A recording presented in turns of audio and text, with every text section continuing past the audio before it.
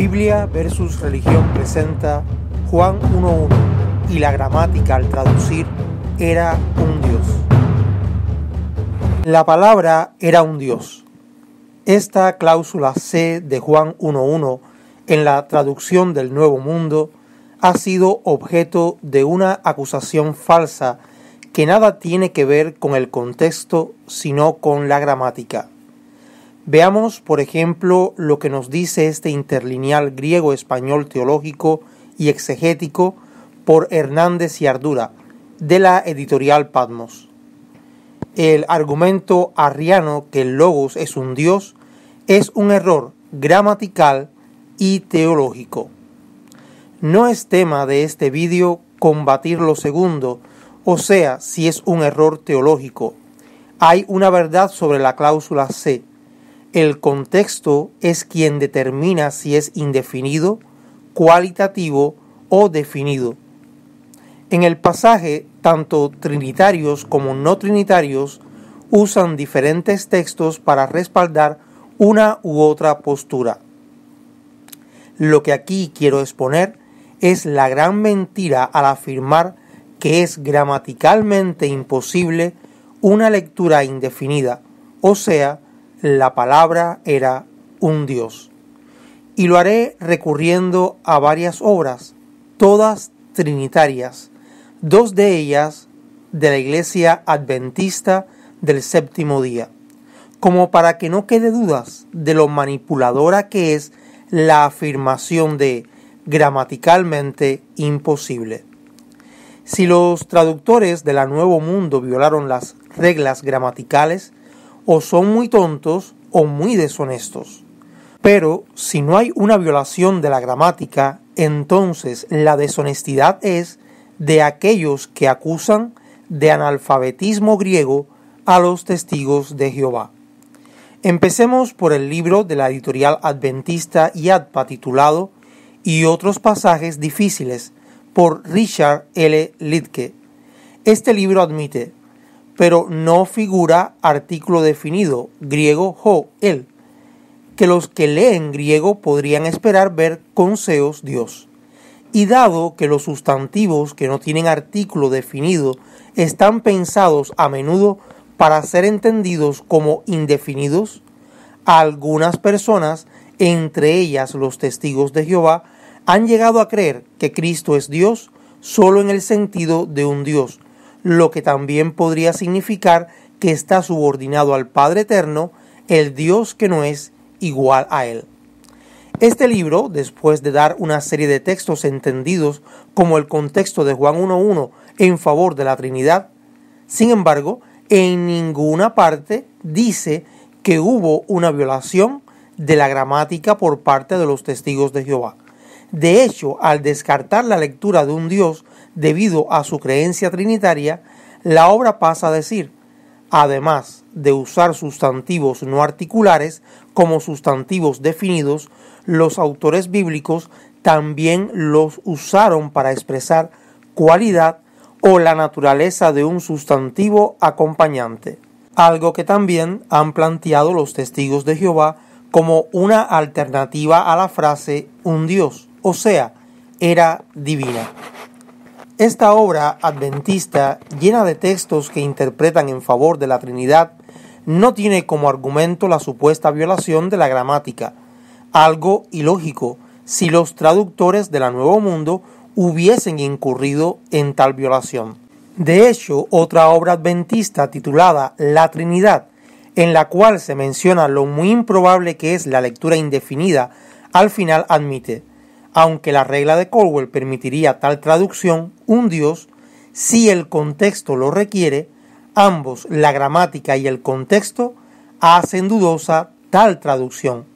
Y aquí está el grave problema, pues yo puedo decir, si creyera en la Trinidad, que un Dios es una traducción dudosa o imposible según el contexto. Pero si realmente hay una violación de la gramática, no puede haber dudas, y mucho menos decir antes que la gramática de Caldwell lo permite. Como diría el interlineal de la editorial Patmos, es gramaticalmente imposible. Sin embargo, ahora de ser imposible pasa a ser dudoso. No creo necesario explicar la diferencia entre imposible y dudoso. Es una gran contradicción la de los trinitarios. Por ejemplo, en la gramática de Daniel Wallace se dice lo contrario al interlineal de Hernández y Ardura. Se lee bajo el subtítulo Dios no es indefinido. No es probable que Juan quisiera decir el verbo era un Dios. Según todos los estudios de sintaxis del griego, el predicado nominal sin artículo y antes del verbo copulativo muy raramente sería indefinido. Es lo menos probable. La regla de Caldwell es que el contexto determina si el predicado nominal sin artículo es definido antes del verbo copulativo. ¿Notaron las expresiones raramente, menos probable? Ahora comparemos con la frase muy común en obras trinitarias, gramaticalmente imposible. Pero aún así, aquí Wallace se equivoca al decir que el predicado nominal sin artículo y antes del verbo copulativo muy raramente sería indefinido.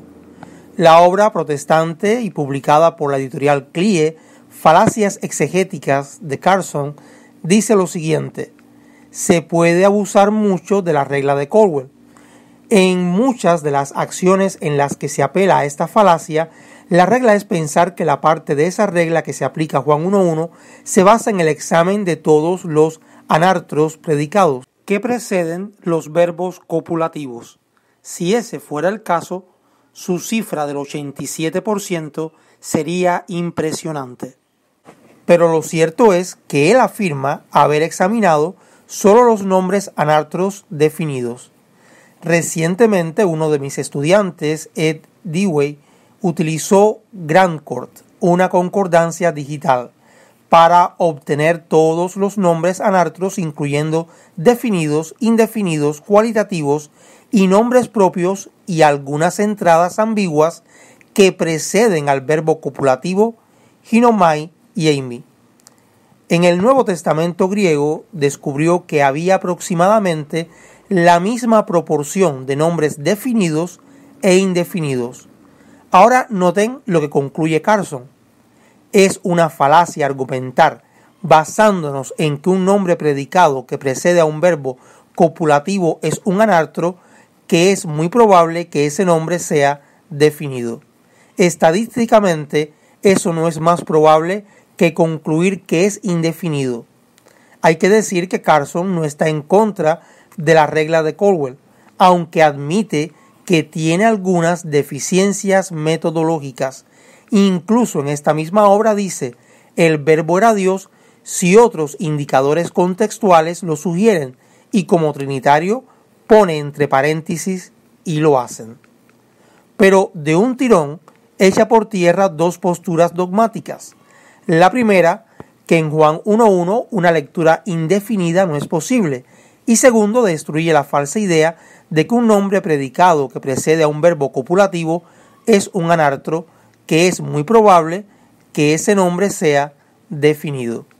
Habiendo en el Nuevo Testamento aproximadamente la misma proporción de nombres definidos e indefinidos. Pero la obra adventista Trinidad sigue mintiendo, pues citando a Paul Stephen Dixon dice en Juan 1.1, llegaría a ser el único ejemplo de su clase en el Evangelio de Juan. Veamos ahora varios ejemplos que desmienten a esta publicación adventista. Usaremos para la lectura griega el mismo interlineal de Hernández y Ardura. Juan 10.1, donde un predicado nominal indeterminado está antes del verbo. En griego se lee ekeinos kleptes estin kai lestes. En español literalmente es aquel ladrón es y bandido. Veamos cómo lo traduce la Biblia de Jerusalén. Ese es un ladrón y salteador. En Juan 10.1 el predicado nominal kleptes, ladrón, está antes del verbo copulativo, estin, es. Igual que en Juan 1.1 cuando leemos kai seos en hologos. Aquí vemos que seos Dios antecede al verbo imperfecto en, era. y según lo demostramos con la Biblia de Jerusalén, se puede traducir indefinidamente. Veamos otro ejemplo ahora en Juan 4:19. En griego leeríamos Kyrie orojoti profetes eisou. En español sería Señor, veo que profeta eres tú. Ei es el verbo copulativo, profetes predicado nominal que antecede, al igual que en Juan 1:1, al verbo copulativo. Sin embargo, y contra lo que afirman muchos trinitarios, la versión popular Dios habla hoy traduce el pasaje de forma indefinida. Señor, veo que eres un profeta. Veamos un último ejemplo en el Evangelio de Juan, de predicado nominal antes de un verbo copulativo. Juan 12:6, leemos en griego, al hoti kleptes en. En español sería, sino porque ladrón era. Kleptes, ladrón, es el predicado nominal. Nuevamente aquí, al igual que en Juan 1:1, antecede al verbo copulativo en, era. La versión Reina Valera contemporánea por la Sociedad Bíblica Unida traduce de forma indefinida a este pasaje. Lee así, sino porque era un ladrón. Ejemplos como estos hay muchos, no solo en los escritos juaninos, sino en todas las escrituras griegas cristianas. La mentira a veces es descarada, pero siempre será injusta.